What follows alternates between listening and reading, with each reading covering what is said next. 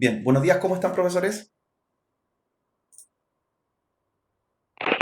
Buenos días, ¿todo bien? Hola, hola, buenos días, profe, ¿cómo está? Muy Bien, bien bien, por acá. qué bueno, que estén bien, que se hayan cuidado, que se cuiden estas últimas semanas.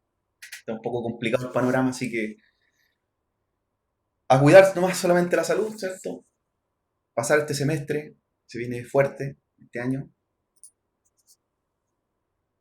He tenido harta participación en la semana con respecto antes de comenzar la clase. Varios profesores me han enviado hartas preguntas, ¿cierto? Me han solicitado habilitar los exámenes, así que vamos bien, vamos súper bien encaminados. Las puntajes y notas también van bastante buenas en los exámenes de capítulo.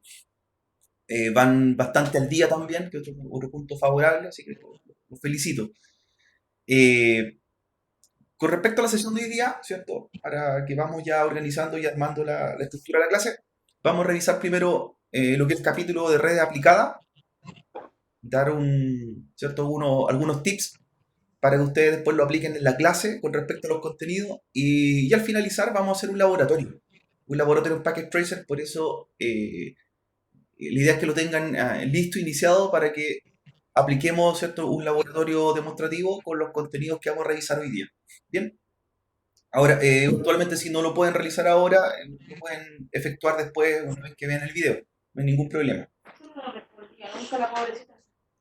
Con la sesión de hoy día, ¿cierto? Con el capítulo de hoy ya estaríamos dando fin a la parte de redes, por lo cual vendrían siendo los capítulos, exámenes de capítulo 5, 6 y un punto de control.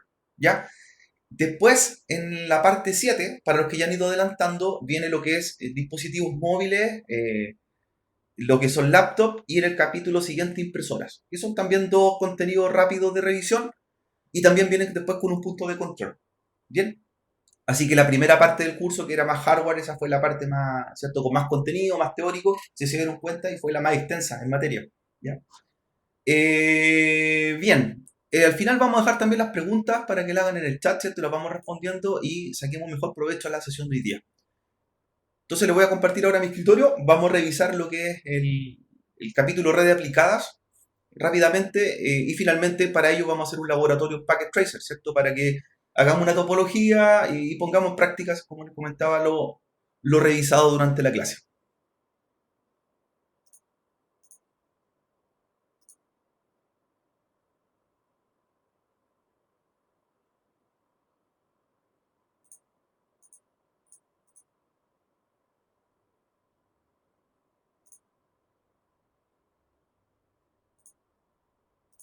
Les voy a compartir inmediatamente mi escritorio y comenzamos.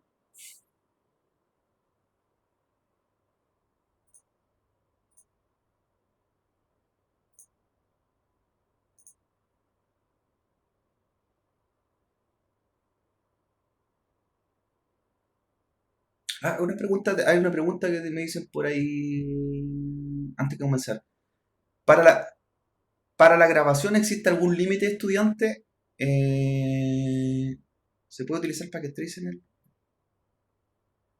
A ver, no entendí bien la pregunta. Bueno, la cantidad de en la grabación, no sé si se refiere a la sesión. Cisco Web Meetings tiene un límite de 100 usuarios para conectarse en este caso a esta sesión en línea. Para estar en línea. La segunda, ¿puede utilizarse Packet Tracer en él para ir organizándose de igual manera?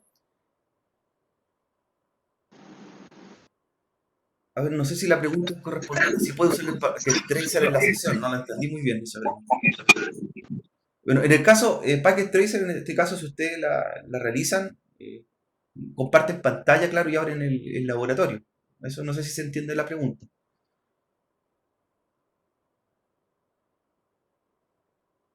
Profe, a lo mejor puede ser para la grabación No, de la no evaluación, entendí. quizás.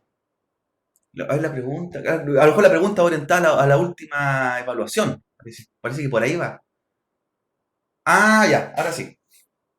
Ya, con respecto a eso, una de las evaluaciones que tenemos práctica al final del curso, que corresponde a una mini clase de 15 minutos, para ir adelantando. Recuerden que en un par de semanas más vamos a dar las instrucciones ya finales para que lo preparen la última semana, el último mes. Eh, si eligen, la idea es que vayan decidiendo qué capítulo ustedes van a desarrollar para hacer esa mini clase. No sé cuál les ha interesado más hasta ahora, puede ser alguno de los primeros capítulos de hardware o el de redes, o quizás el de sistema operativo que viene después. Y en ese capítulo pueden desarrollar una topología en Packet Tracer, sí, es parte de la evaluación. ¿Qué se evalúa en esa presentación en realidad de los 15 minutos? Se evalúa los aspectos pedagógicos de cómo ustedes enseñan a los alumnos, que es un gran porcentaje, un 50% es la parte pedagógica y la otra parte es la presentación técnica que hacen. Así que ahí pueden apoyarse con Packet Tracer, o quizá usted, no sé, pues en la clase se graba y hace un cable de red y muestra la norma. Puede ser también una parte práctica. ¿Sabe qué? Muestra los colores, la norma y muestra cómo se hace el ponchamiento de un cable. También puede ser. La idea es que también ahí ustedes jueguen, claro, a elegir la mejor forma, o en este caso una buena práctica para poder hacer más dinámica la clase para el alumno. Yo podría hacerlo en Packet Tracer, podría hacerlo teórico explicándolo, podría, como le digo, tomar una herramienta y mostrar un cable de red, hacerlo, como una medición podría hacer. En el caso del capítulo de redes, en el capítulo de hardware podría ser mostrar, por ejemplo, componentes, hacer armado, procesos de armado, solución de un problema. Ya, pero eso ya, como le digo, viene en un par de semanas más. Eh, claro, es una clase que ustedes sin alumnos, ustedes la hacen desde su casa, así como la que estamos haciendo ahora, una sesión explicada. Y usted ocupa todos los herramientas o multimedia tecnológicos que quiera para esa clase. Como les digo, se evalúa el cómo ustedes entregan el contenido, se evalúa el aspecto pedagógico.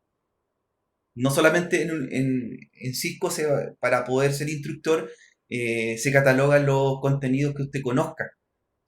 claro, se cataloga también cómo usted lo entrega en el aula.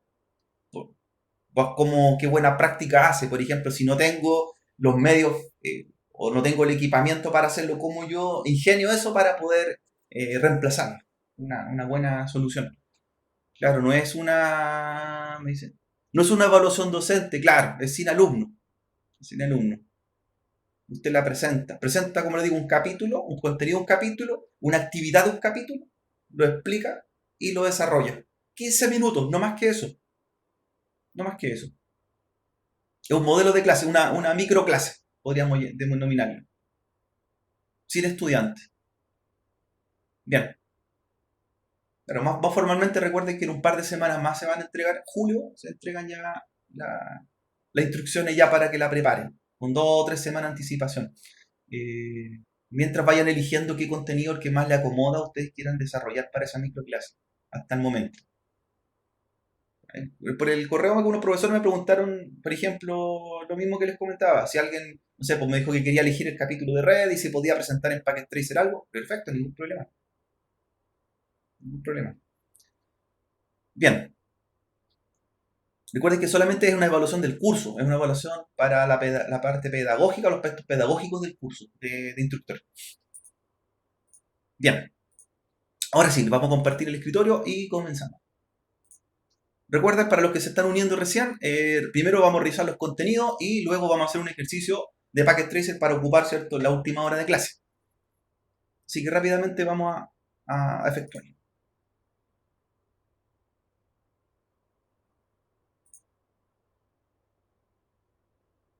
Bien. Le estoy compartiendo entonces mi pantalla. Las preguntas las voy dejando al final, las voy a responder. Déjenla en el chat mientras y ahí la vamos respondiendo para no retrasarnos con la clase. El capítulo 5, si recuerdan, era un capítulo introductorio donde se hablaba más que nada de protocolos de red. Ya se hablaba de protocolos, estándar y normas. Y ya en el capítulo 6, como su nombre lo indica, red de aplicada, se empiezan a hacer laboratorios. ¿Ya? Y la gran base de estos laboratorios que se aplican en este curso, o los ejercicios que vienen planificados para este curso, son basados en Packet Tracer. ¿Ya? Así que Packet Tracer es una herramienta de apoyo que les va a servir para hacer simulación de redes domésticas. Y también se sugiere hacer laboratorios con equipamiento real. ¿Qué equipamiento real aparecen para este capítulo? Un router doméstico se pide, generalmente un router Linksys, que es el estándar que pide Cisco. Un router Linksys que tenga configuración vía web. Ese es más o menos el requisito. Se piden también tarjetas inalámbricas o adaptadores USB inalámbricos en el caso que su colegio, por ejemplo, no tenga computadoras con tarjeta Wi-Fi. Entonces, para hacer el laboratorio, tarjeta USB. Y también se sugiere como estándar utilizar notebook o dispositivos móviles que tengan tarjeta inalámbrica. Eso es para la parte práctica en sí. Ahora, si usted, por ejemplo, no tengo, por ejemplo, notebook y no tengo el PC, eso lo traduzco a Packet Tracer. La idea es que le dan varias soluciones en el laboratorio para que usted como docente busque la alternativa y la adapte, ¿ya? Así que para que los que me han preguntado, en el caso de los requisitos técnicos que se pide para los laboratorios, siempre hay 2 o 3 soluciones. ¿Ya? 2 o 3 soluciones. Entonces usted elige qué laboratorio es el más adecuado al ámbito donde lo va a realizar. Pero siempre pensando y siempre ustedes opten como instructores a hacerlo con cosas físicas, ¿ya? Para que el alumno se sienta un poco más en vivo, ¿cierto? Se sienta más, un trabajo más íntegro, ¿ya? Si bien el simulador no reemplaza muchas cosas, pero el alumno es diferente cuando lo tiene configurando el router físico, lo tiene ahí haciendo cable, es mucho más integral, por experiencia. Los alumnos se sienten un poco más, ¿cierto?, motivados con la clase. Bien, en el capítulo comienza con un video, ¿cierto? Cuando los que ya lo leyeron muestran unos videos explicativos y la primera parte en ese video habla de lo que son las direcciones MAC de las tarjetas de red. Bien, las NIC, aquí como se menciona las NIC, durante todo el curso la NIC se refiere a una tarjeta de red, ¿ya? Una Network Interface, para no hacer el término confusión con los alumnos. Cuando le hablan de una NIC, ¿cierto? Una tarjeta de red. Habla también este capítulo, empieza con unos videos, para los que ya lo leyeron, introductorios sobre direcciones IP. ¿Ya? Habla de los 2 formatos estándares, IPv4, IPv6, muestra una comparación de los formatos en binario para IPv4 y en hexadecimal para IPv6, y habla de lo que compone una dirección IP, en realidad, cuáles son las partes de una dirección IP. Se habla de una máscara de red, una puerta de enlace, una dirección de DNS. ¿Ya? Eso también en un video explicativo aparece en el principio del curso. Recuerde que nosotros estamos haciendo el resumen. Y también le da harto énfasis a lo que IPv6, si se han dado cuenta, hoy día Cisco, debido al agotamiento de IPv4. Recuerden que en el año 2015 los segmentos de IPv4 ya fueron agotados en las IPs públicas, por lo tanto IPv6 tiene que ser la migración lo más pronto posible. ¿Ya? Si bien no hay una fecha obligada para que nosotros o los proveedores de Internet nos cambiemos IPv6, se recomienda que se vaya haciendo lo más pronto. ¿Ya? No hay un plazo establecido si son en 5 años o 4 años. Sí hay instituciones, hay empresas que ya están trabajando completamente con IPv6, ¿ya? Debido al agotamiento y la cantidad de aparatos conectados que tenemos hoy en día. Bien, comenzamos entonces primero con las direcciones MAC. Las direcciones MAC, ustedes enfocarle harto o definirle harto a los alumnos que una dirección MAC es parte de una tarjeta de red, es una dirección física, y esa dirección no es modificable, ¿ya? Esa dirección la asigna el fabricante de la tarjeta y por lo tanto para nosotros podría ser la forma de identificación más certera de un dispositivo, algo así como ¿cierto? Como la huella digital, ¿ya? Versus la dirección IP, que la dirección IP nosotros la podemos modificar, nosotros la asignamos, o puede ser autoasignada y por lo tanto puede ser variable. Entonces, hacerle esa referencia al alumno. Las IP son variables, las MAC son fijas, ¿cierto? Siempre únicas. Los formatos de las direcciones IP, ¿cierto? Como se representan en la presentación. Hay un micrófono por ahí abierto, parece. Las direcciones IP, como se representan acá en la presentación, están compuestas por 4 partes, ¿cierto? 4 partes. Una dirección IP se compone de 4 octetos, esas son sus 4 partes. Ahí tenemos de ejemplo la dirección 192, 168, 200.8, 4 octetos, ¿ya? Y si eso lo traducimos a binario, en realidad son 32 bits, ¿cierto? Cada octeto son 8 bits. Por lo tanto, el 192, ¿cierto? En formato decimal, eso representan 8 bits, el 168, 8 bits más, el 200, 8 bits, y el número 8, 8 bits, 32 bits, que es como lo representa la máquina o el sistema operativo. Nosotros vemos 4 grupos decimales, ¿ya? En cambio, la dirección IPv6 es una dirección mucho más extensa, que ya no son 32 bits, son 128 bits de largo. Y como es tan extensa, la cantidad de combinaciones es mucho mayor, ¿ya? Mucho mayor. Es decir, con las IPv4 públicas, la cantidad de combinaciones que se pueden crear eran aproximadamente 4.300 millones. 4.300 millones. En cambio, con IPv6 son algo así como 340 sextillones. Sextillones de IP. Entonces, tenemos una combinación mucho más grande. Y eso nos damos cuenta hoy día, en la realidad, que tenemos más dispositivos que habitantes en el mundo. ¿Ya? Hoy día, al año 2020, hay más de 50.000 millones de dispositivos que necesitan estar conectados.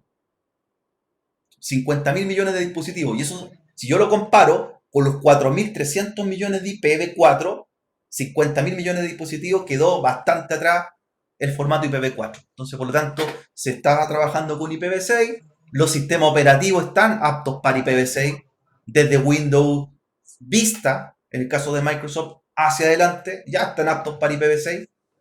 Así que no tendríamos problemas, por ejemplo, trabajar hoy día con sistemas operativos Windows 10, por ejemplo, y que se adapte a IPv6. ¿Ya? Entonces, es un punto a favor. La migración, como le digo, cambiando IPv6, obviamente gradual. Hay que tener varios aspectos para migrar IPv6, entre ellos que nuestros dispositivos sean compatibles con IPv6, nuestros routers, nuestro sistema operativo, ¿cierto? Por lo tanto, es paso a paso. Los primeros que deberían cambiarse IPv6 tendrían que ser los proveedores de Internet y luego nosotros en las redes domésticas gradualmente. 10 años, por lo menos, una década más, deberíamos estar ya con IPv6. Por lo tanto, hay tiempo y hay plazo para ir haciendo. Para el usuario final, en realidad esto es transparente, no hay mucho lo que hace, en realidad. porque las direcciones IPv6 también se pueden trabajar como tipo dinámicas, por lo tanto son autoasignadas, entonces no tengo que hacer una configuración muy específica. Con IPv4 si nos vemos un poco más complejo, como están agotadas, hay que ir reduciendo la cantidad de IP. Otro punto también que lo mencionen bastante acá en el capítulo es sobre el trabajo de las direcciones MAC, que las direcciones MAC siempre a través de las redes se mantienen, es decir, mi dirección MAC siempre va a ser la misma en mi tarjeta de red, versus las direcciones IP, ¿cierto? Que van siendo agregadas a mi paquete enviado a medida que yo voy pasando por distintos equipos. Es decir, si paso por un router, paso por otro router, por otro router, por otro router, yo voy asumiendo distintas direcciones IP, que son las direcciones IP de las tarjetas de esos equipos, por las cuales yo voy pasando, ¿ya? Pero en cambio, mi MAC, mi dirección MAC de mi tarjeta, siempre se mantiene, ¿ya? Entonces, eso también hay que ir mencionándole bastante al alumno. Yo puedo usar IPv4, puedo trabajar con IPv6, pero mi MAC siempre es la misma, ¿ya? Siempre la misma. ¿Cómo vemos las direcciones? Pues, las MAC. Y aquí, ¿cierto? Un punto importante, que las direcciones MAC, ahí se simula con un sistema operativo Windows, comandos, por ejemplo, de Windows para ver las direcciones MAC. Ahí se aplica el comando ipconfig, ¿ya? Ipconfig. Recuerden que el ipconfig me muestra la configuración IP de mi tarjeta y el ipconfig /all, como se muestra ahí en la presentación, me muestra la configuración completa, ¿ya? El ipconfig me muestra solamente la dirección IP, ¿cierto? Mi máscara de red y mi puerta de enlace, que es la dirección del router que estoy conectado. Pero en cambio, ipconfig all me muestra la información, además de la dirección física, el physical address, que aparece ahí con amarillo, que representa la dirección MAC del equipo. ¿Ya? El physical address. Importante a los alumnos siempre mencionarles que reconozcan las direcciones MAC, que las anoten, no solamente en los dispositivos o los sistemas operativos, también en sus dispositivos móviles, anoten sus direcciones MAC, ¿cierto? Para poder identificarlo en algún momento en una red, que vamos a hacer al final del laboratorio algo similar. Ahí está destacada con amarillo también la dirección IPv6, ¿cierto? Que está en hexadecimal, y la dirección IPv4 que está en formato decimal. Entonces, en realidad, en una tarjeta de red podríamos tener varios tipos de direcciones al mismo tiempo. Una IPv4, una IPv6, y la que nunca cambia, la que siempre se mantiene, es la dirección MAC, la Physical Address.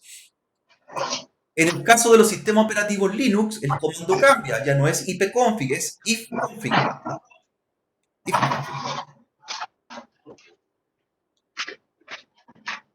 Hay un micrófono abierto por ahí, si lo pueden apagar, por favor.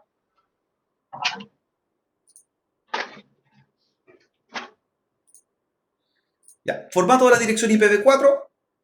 En este curso o en el capítulo, ¿cierto?, de IT Essential, no profundiza mucho. Esto es para hacer la diferencia con los cursos SNA. Ya, los cursos que son de redes se profundiza mucho más. Acá menciona lo que es formato IPv4, ¿cierto? No se extiende un poco más allá. ¿Ya? Es más que nada para que el alumno entienda cuáles son los formatos y cuál es el funcionamiento de una dirección IP. ¿Ya? Los que han tenido la posibilidad de hacer los cursos SNA y a los cursos de redes se dan cuenta de que ya se trabaja con direccionamiento IP, se trabaja con subredes, se trabaja con conversión binaria, ¿cierto? Se profundiza. Aquí no, simplemente es que el alumno entienda que las direcciones IPv4, ¿cierto? Se pueden trabajar de dos formas. Una de ellas es que yo la trabaje en forma estática, fija. La otra es que la trabaje en forma dinámica, en las IPv4. Y que las direcciones IP se componen de varias partes. Una de ellas es la dirección del equipo, que es la IPv address. Está la dirección de máscara de red, la subnet max. Y está la dirección de gateway, que esa dirección representa nuestra puerta de enlace o el router por el que vamos a salir al exterior. ¿Ya? Por lo tanto, en una dirección, en una red LAN, en una red local, basta que yo tenga una dirección IP y una máscara de red solamente. Pero en cambio, para salir al mundo exterior, a una red WAN, necesito la IP, la máscara y la puerta de enlace. Entonces ahí está la diferencia. Ahí lo especifican ustedes con alguna muestra al alumno. ¿Ya? Ahí tenemos entonces abajo, tenemos las direcciones IP, la máscara de red, ¿cierto? Y la porción de red representadas en formato binario también a la derecha. 32 bits, su conversión binaria. Continuamos. En el caso de IPv6, también se presentan los formatos. Aquí, a diferencia de IPv4, en IPv6, la dirección es una, simplemente. En IPv6 no se divide por partes la dirección, es decir, una dirección, una máscara y una puerta de enlace que representan IPv4, en IPv6 es solamente una dirección, porque la propia dirección contiene todo. Es decir, la IPv6 también sabe cuál es su dirección o máscara de red dentro de la misma dirección, y con la IPv6 dentro del mismo formato va incluido lo que es su gateway o puerta de enlace. ¿Ya? Entonces es una sola dirección o un solo componente. En IPv4 son 3 por separado. Y la diferencia obviamente que está en formato hexadecimal, y eso lo hace que sea una dirección mucho más larga. ¿Ya? Formato hexadecimal. Los formatos hexadecimales, si recuerdan, son los números del 1 al 9 y de la A a la F. Bien, cuando ya se ve más práctico el ejercicio o los capítulos o ejercicios de este capítulo, se habla de las dos formas de trabajar las direcciones. Están las direcciones de tipo estática, que significa que las asignamos manualmente, y están las direcciones de tipo dinámicas o DHCP, ¿cierto? Ahí pueden hacer la referencia con los alumnos que cuándo usar IP estática y cuándo dinámica. Por ejemplo, si la cantidad de equipos es pequeña a configurar en una red, tengo que configurar 2 o 3 equipos, una dirección IP estática sería lo más adecuado, lo más indicado. En cambio, si mi red es muy grande y hay muchos dispositivos, 100 dispositivos, 150 dispositivos que conectar, lo indicado sería que fuesen direcciones dinámicas, ¿cierto? Y no autoasignarlas una por una. Entonces ahí sería un ejemplo de cuándo usar una y otra. Cuándo usar IP estática a dispositivos que yo siempre debo ubicarlos por la misma dirección en la red. Impresoras, servidores, por ejemplo, cámaras de vigilancia, dispositivos que yo siempre debo mantenerlo encendido y siempre tener la misma dirección IP dentro de mi red local. ¿Ya? ¿A quién le puedo asignar dirección IP dinámica? A equipos que se usen por pocos lazos de tiempo, ¿cierto? Equipos que no necesitan tener un IP o ser ubicados siempre por la misma dirección. Mi computador, ¿cierto? El notebook, el teléfono. Hay una diferencia. Hay otro dato, otro formato de dirección IP que falta mencionar, que son las DNS, que sería el cuarto valor. Ya tenemos la dirección IP, la máscara de red, la puerta de enlace y el DNS. ¿Qué función cumple el DNS? ¿Cierto? Para nosotros es un servicio que está implementado en un servidor y traduce los nombres a direcciones IP. Es para nosotros más fácil recordar un nombre que una dirección IP. Si tenemos 4.300 millones de direcciones IP, sería muy difícil memorizar para qué hace referencia cada una o a qué servicio va. ¿Ya? No me voy a aprender la dirección IP, ¿cierto?, de los servidores de Facebook, pero sí me aprendo el nombre facebook.com. Y ese es el que yo digito, obviamente, en mi navegador, y el protocolo DNS me resuelve y me traduce a esa dirección IP y me dice dónde está. ¿Ya? Entonces, ahí sería una referencia para que lo compartieran con los alumnos y hiciera la diferencia de qué es un servidor DNS, o para qué sirve, o qué pasa si yo no le agrego un DNS. ¿Podría navegar en una página web? Puedo, pero tengo que poner en el navegador la dirección IP del servidor de esa página web que quiero visitar, manualmente. ¿Ya? En IPv6 también algo similar. ¿Se podrían poner las direcciones IPv6 en forma estática? Sí se podrían, ¿ya? Se podrían dejarlas fijas. Y se podría también incluso poner un DNS en IPv6 en forma estática. Se podría. Para asignar dirección IP dinámica, ahí demostrativo, seleccionar la opción, ¿cierto?, de DHCP, y el equipo debería automáticamente buscar y negociar en la red donde está conectado si existe algún servidor DHCP que le entregue una dirección o le arriende una dirección por un tiempo determinado. Recordar que en nuestra red local, un servidor de DHCP podría ser nuestro propio router, que tiene ese servicio incorporado. Y él me va a arrendar una dirección IP por un lapso de tiempo para que yo la asigne a mi tarjeta. ¿Ya? Esos parámetros también se pueden configurar en muchos routers. Hay routers que yo les puedo asignar por cuánto tiempo quiero entregar un IP, por 8 horas, por un día, por un año, ¿cierto? ¿Cuál es el rango de IPs que voy a entregar? ¿Desde dónde hasta dónde? ¿Cuántas son? Etcétera, ¿ya? Así que puedo tener un servidor de DHCP que puede ser mi propio router, o podría tener un sistema operativo que sea un servidor de HCP, ¿cierto? Bajo plataformas Windows Server, bajo plataformas Linux Server, etc. Bien, entonces lo óptimo, usar dirección IP dinámica, y con eso, ¿cierto?, le agiliza o le facilita el trabajo a la persona que esté administrando la red. Bueno, aquí, ¿cierto?, viene una actividad de Packet Tracer, que esa la vamos a dejar para el final, donde vamos a habilitar el servicio de HCP. Recuerden, al final vamos a hacer el laboratorio. Aquí también se sugiere, dentro del curso, hacer una actividad, ¿cierto?, de Packet Tracer, que también vienen laboratorios hechos, ¿ya? El paso a paso y la diferencia con el alumno, usted le entrega la instrucción y usted tiene la instrucción y la rúbrica. Esos vienen ya armados. Luego, ¿cierto?, ¿qué hacen en el laboratorio? Aquí están en la siguiente parte de la clase. Para poder diseñar una red, ¿cierto?, se menciona cuáles son los dispositivos que debo tener, ¿ya? O cuál es aproximadamente cuál sería la forma de diseñar una red. Por lo tanto, usted va a agregar dispositivos que son de usuario final. Dispositivos finales se refiere a computadores, notebook, ¿cierto?, teléfonos, tablets. Y están los dispositivos intermediarios, que son los dispositivos que me permiten conectarme a la red.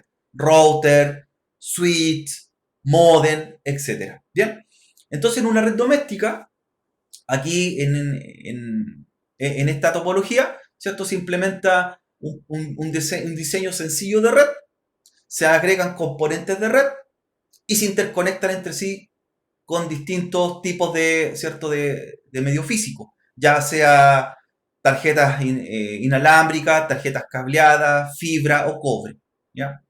Para que vamos nosotros simulando, pensando en esta simulación que vamos a trabajar al final. Los tipos de NIC o tarjetas de red, se fijan, aquí las llaman las NIC, Network Interface. Hay tarjetas de cable, tarjeta inalámbrica, adaptadores, ¿cierto?, inalámbrico, adaptadores de fibra, también nos podemos encontrar hoy día, tarjetas de fibra, por ejemplo, monomodo.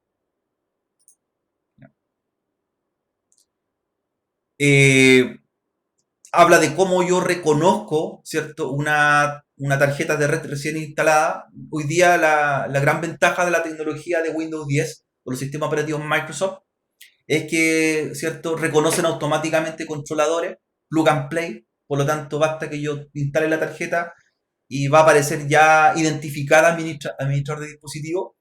Pero previamente nosotros teníamos que instalar las tarjetas y poner su controlador, ¿cierto? Instalarle un driver manualmente.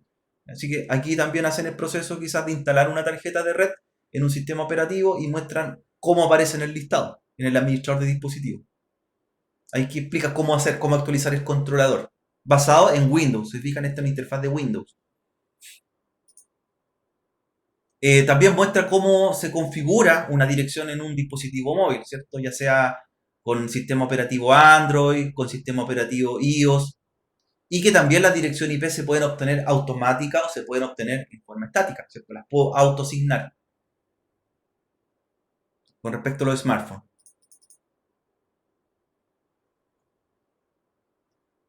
Comandos o protocolos de red que se utilizan para hacer pruebas. Cuando ya estamos armando nuestra topología, ¿cierto? Estamos haciendo la prueba con el distintos equipos, estamos asignando direcciones IP, ¿cierto? Tenemos una red hogar. Hay comandos para verificar si efectivamente la conectividad funciona, ¿ya? Estos protocolos que contienen a los comandos, ¿cierto?, o estos comandos de red, se llama el protocolo ICMP, Protocolo de Control de Mensajería de Paquetes, ICMP. Y ese protocolo tiene distintos comandos para trabajar, ¿ya? Tracer, NSLOOKUP, por ejemplo, por mencionar algunos, pero uno de los más fundamentales y básicos para hacer pruebas de red es el comando ping, ¿cierto? Ping. Entonces ahí, ¿cierto?, explicarle y poner en práctica lo que un ping al alumno, ¿cierto? Y eso lo vamos a poner en práctica cuando tengamos los dos dispositivos y probemos conectividad a través de su dirección IP, ¿cierto? Un ping hacia la dirección IP del equipo vecino. El ping, ¿cierto?, el comando ping hace referencia a un eco, es decir, prueba conectividad hacia un dispositivo y verifica si hay una respuesta, ¿cierto?, en un tiempo determinado. Esa es la efectividad del comando ping. Packet Internet Network Group. el ping, ¿cierto? Puede o no puede ser exitoso dependiendo, ¿cierto? Si tengo conectividad full con el otro dispositivo. Puede que un ping no sea exitoso, ¿cierto? Si el otro dispositivo tiene algún sistema de cortafuego abierto, es decir, si tiene el firewall arriba, obviamente el ping no va a llegar al otro dispositivo. Así que no siempre un ping es porque esté mala mi configuración. Un ping puede ser por algunos factores que no me permiten ejecutarlo. Por ejemplo, el firewall de Windows. O estoy digitando una dirección incorrecta. Nuevamente, ¿cierto? Ahí viene una práctica de laboratorio propuesta para el capítulo. Luego viene un video donde empieza la conexión de cableado, ¿ya? Donde muestra los tipos de cables, los cables de cobre, los cables de fibra, nos mencionan, la configuración de un router inalámbrico, la habilitación de la página web del router inalámbrico y la configuración como tal. Que eso es lo que vamos a realizar nosotros al final de la clase, en unos minutos más. Entonces, conexión básica, ¿cierto? Primero se habla de una conexión por medio de cable de cobre.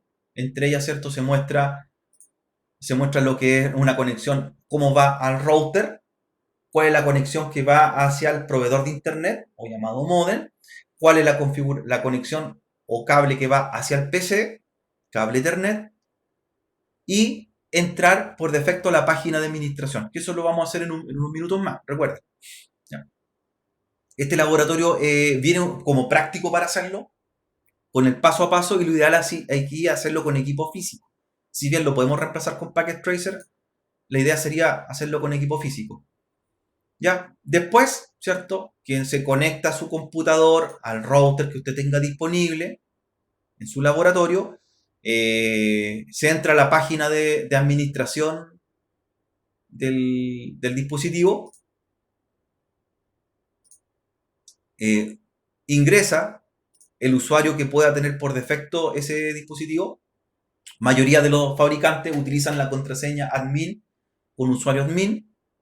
En los routers inalámbricos de Cisco también se conserva la misma estructura. Y entra a la página de configuración. Esto es lo que vamos a ver nosotros. La página de configuración, esta está basada en un router Linksys. ¿Ya? Esta interfaz, por eso quizás se le hace familiar. ¿Ya? ¿Por qué Linksys en Packet Tracer y por qué Linksys en el curso IT Essential? Porque Linksys es un fabricante, una empresa fabricante de equipos domésticos que fue comprada por Cisco y por lo tanto finalmente son partners y por lo tanto lo mencionan bastante como equipamiento o propuestas de equipamiento para el curso. ¿Ya? Ahora, como requisito técnico, ¿cierto? Como para poder realizar el curso